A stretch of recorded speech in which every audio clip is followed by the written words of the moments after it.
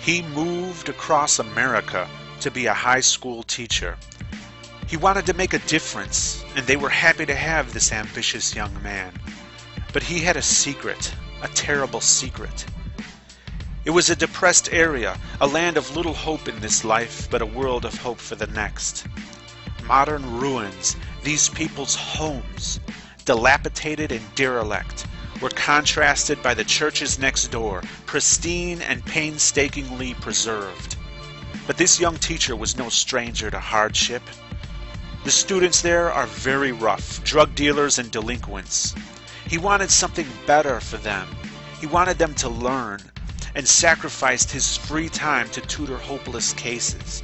And it was a thankless job, with long hours and little pay. Yet he was making a difference. He was a savior. But suddenly, his world changed. One of his students recognized him on the World Wide Web, on YouTube. This man, this teacher, went online and had the audacity to speak of the possibility that God didn't exist. He made videos about theology and atheism in the privacy of his home, separate from his class, and forced those videos upon nobody. And those videos were watched by nobody except those who chose of their own volition to watch them. And watch them they did.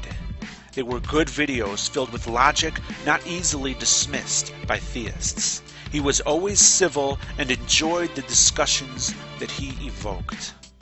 How dare he?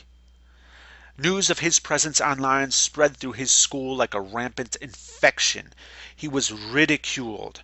They shouted prayers and insulted him. They vandalized his classroom. They drew on the chalkboard, telling him to go back where he came from, surrounding the words with crosses. And they didn't use chalk. They used marker so that it couldn't be erased. And some of the students asked him if it was true, but they couldn't bring themselves to say that damning word, atheist. And on the day before, they greeted him with a nod and a smile, but now they shake their heads and scoff as he says hello. They gawk at him as they would an alien creature in a glass cage. He was threatened with hellfire countless times, and they showed no remorse for his impending suffering. Rather, they were gleeful about it. He would burn for disbelieving, as if he deserved it, as if he could pick and choose his beliefs. This good man was condemned and shunned by convicted drug dealers and assailants, people who he went out of his way to help, people who knew on the previous day that this man was one of the good teachers. And they turned on him without thinking twice. And his fellow teachers confronted him, as students gossiped about him in their classes as well. He was told to get rid of his YouTube channel before the administration had a chance to investigate, or he'd certainly lose his job. All it would take is one angry parent, even a drug dealer's drunken parent, who needs to sober up before being able to comprehend the horror of his precious child having an atheist for a teacher. So, at the risk of becoming homeless, he deleted his channel. In a microsecond, he lost his connection with thousands of friends. In a microsecond, he was cut off and alone in a place that hated him. In a microsecond, excellent, insightful arguments against theism, arguments we could all use, were wiped out. They won. They stopped him, but only for a microsecond. Here and now, we have the power to make his voice louder than they ever feared it could be. The power to make their bigotry backfire in ways they didn't imagine. They, of all people, should have known about martyrdom. He could no longer show his face, but he still has a voice and he has the drive to use it. Subscribe to him, learn from him, use his arguments, make this video viral, make his voice loud. He is now called Grappling Ignorance.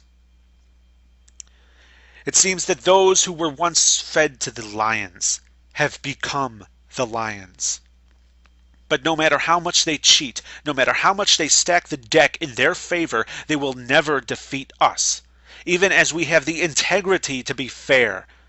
We're invincible because we have a weapon that no Christian could ever have.